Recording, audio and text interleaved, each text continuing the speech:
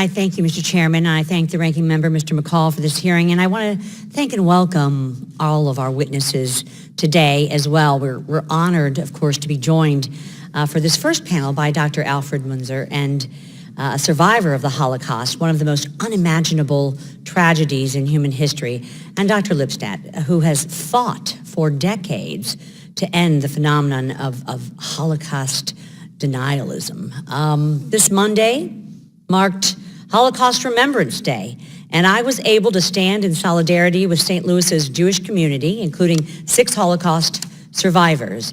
And in a tribute to the 6 million victims of the Holocaust, the St. Louis Holocaust Museum and Learning Center announced its very first expansion in 25 years, made possible in part by a federal grant that we were able to work on with them from the National Endowment of Humanities.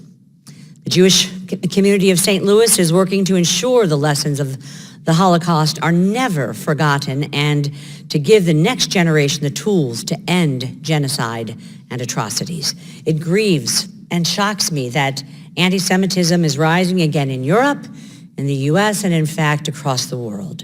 The United States and its European partners must be leaders in examining the root causes of this hateful ideology and ending its influence. We remember the millions of victims of genocide throughout history, and we commit to working toward the day when genocide and mass atrocities crimes are inconceivable. As decades pass and new strains of anti-Semitism emerge, the testimonies of survivors, liberators, and witnesses take on an even greater significance. So many in our community are stepping up to educate the next generation about the horrors of the Holocaust.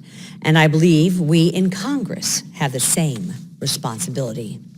Genocide is preventable. We are very good in the U.S. at response on genocide, but genocide is preventable. Anti-Semitism and other forms of discrimination can be overcome. We are haunted by repeated failures and missed opportunities to end these tragedies before they begin. There is more the United States can do and must do to help vulnerable communities and persecuted people around the world. Dr. Munzer and Dr. Lipstadt, thank you for your courage and your dedication. Again, we are honored to have you here. I look forward to your testimonies and to the testimonies of our second panel of experts as well. I thank you, Mr. Chairman, and I yield back.